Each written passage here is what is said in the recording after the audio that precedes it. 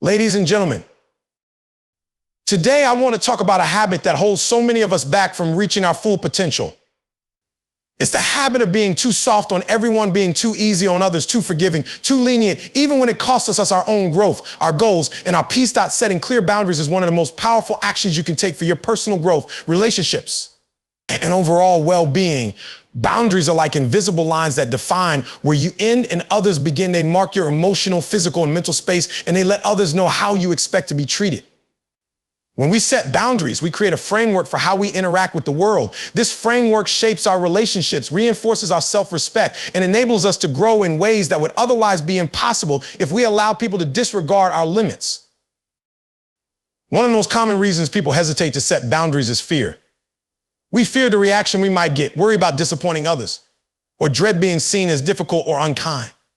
Many people have been taught, either by family or society, that to be a good person, you have to be accommodating and agreeable. We internalize the belief that saying no or standing firm is selfish or rude. But the truth is, setting boundaries is not about selfishness, it's about self-respect.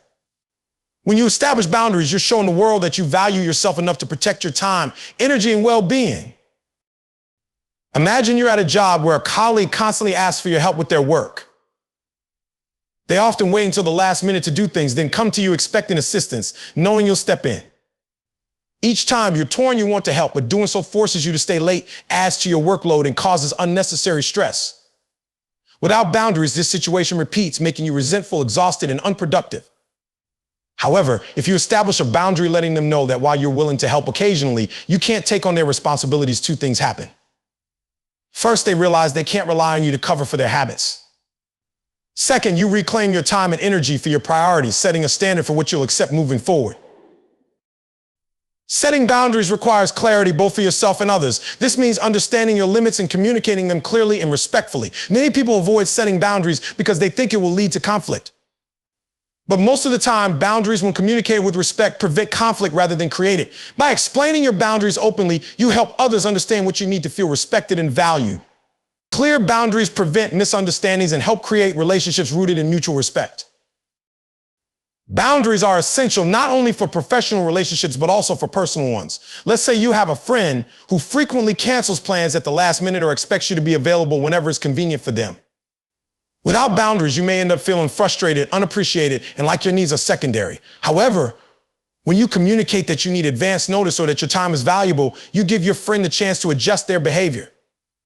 Setting this boundary doesn't mean you love your friend any less. It simply means you value yourself and want a relationship that is respectful and considerate.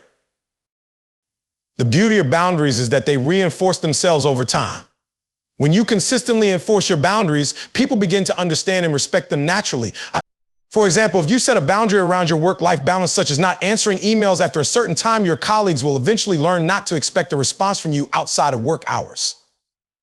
Over time, these boundaries become less about confrontation and more about routine. People around you start respecting your limits automatically, reducing the need for constant reminders. Setting boundaries can also inspire others. When people see you standing firm in your standards, they may feel encouraged to do the same in their own lives. It can be especially empowering for those who have never thought about setting boundaries themselves, but who recognize the peace and balance you maintain by doing so.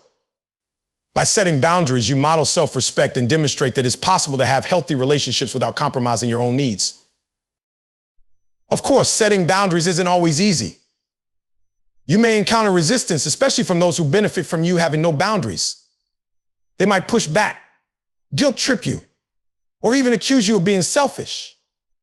But remember, people who truly respect you will eventually respect your boundaries, even if it takes some adjustment. Those who cannot respect your boundaries are the very people you need boundaries for. Their resistance is often a sign that your boundary is necessary. As you set boundaries, it's important to stand firm. It's natural to feel a little uncomfortable, especially if you're not used to advocating for yourself. But if you back down at the first sign of resistance, you undermine your own efforts and send mixed signals. Be polite, be kind, but be unwavering. Your boundaries are there for a reason, and by enforcing them, you're prioritizing your own well-being. You're not obligated to justify your boundaries. They're your personal limits, and they're valid because they matter to you. In the end, boundaries are an act of self-love. They reflect the respect and care you have for yourself, and they teach others how to treat you. Without boundaries, you risk burnout, resentment, and relationships that drain rather than uplift you. But with boundaries, you open yourself to growth, healthier relationships, and a life that aligns with your values and goals. So remember, setting boundaries isn't about being mean or difficult. It's about creating a life where you're respected, valued, and fulfilled. Embrace boundaries as a powerful tool for protecting your well-being, and you'll find that they lead you to a stronger, more empowered version of yourself. In doing so, you inspire others to honor their boundaries too. The next time you feel tempted to be soft or accommodating at the expense of your own needs, take a deep breath, stand firm, and remember, setting boundaries is the foundation of a balanced, fulfilling life. Holding people accountable is a critical part of building healthy relationships, achieving personal growth, and maintaining mutual respect in both personal and professional settings. Accountability is about more than pointing out mistakes or expecting others to meet your standards. It's about establishing a framework in which people understand the impact of their actions and are motivated to act responsibly, whether it's in their promises, their behavior, or their commitments to you. When we hold people accountable, we teach them to value the same standards we hold ourselves to, ultimately fostering trust, dependability, and respect. Accountability begins with clarity. You must first clearly define your expectations and communicate them to others. Often, people hesitate to hold others accountable because they feel their expectations haven't been explicitly stated. However, vague or unclear expectations only lead to misunderstandings and missed expectations down the line. Consider a work scenario where a colleague repeatedly fails to meet deadlines, impacting the team's progress. If you've never expressed that meeting deadlines is critical for the project's success, they may feel their actions are acceptable or at least excusable. However, by having a clear conversation about the importance of their role and the impact of their actions, you help them understand your expectations and give them the chance to meet them. Once expectations are clear, it's important to follow through with accountability every time. Inconsistency is one of the main reasons people fail to respect boundaries or meet standards. If you occasionally let things slide, people will start to assume that your expectations are flexible and negotiable. Think about a friend who often cancels plans at the last minute. If you brush it off every time, they'll likely continue doing it, assuming it doesn't bother you or that there's no consequence to their actions. But if you address it honestly, explaining how it disrupts your time or makes you feel undervalued, you give them the chance to recognize and change their behavior. Holding others accountable can sometimes feel uncomfortable. Many people avoid it out of a desire to avoid conflict or out of fear of being perceived as harsh or unforgiving. However, accountability doesn't have to be confrontational or punitive. Instead, it's about open, honest communication and a willingness to express how someone's actions affect you. By framing accountability in terms of mutual respect and shared goals, you'd approach these conversations in a constructive way. In a professional setting, for example, if a teammate isn't contributing equally to a project, address it by focusing on the team's shared goals and how each person's contribution is essential for success. This approach makes it less about criticizing them personally and more about encouraging responsibility for the collective outcome. Accountability also builds trust, both in your relationships with others and within yourself. When you hold people accountable, you show them that you take your own standards seriously and that you value your time and efforts. People begin to see you as someone who expects a certain level of respect and responsibility. Over time, this leads others to take your needs seriously and fosters an environment where people feel encouraged to meet your expectations, not out of fear, but out of respect for the standards you've set.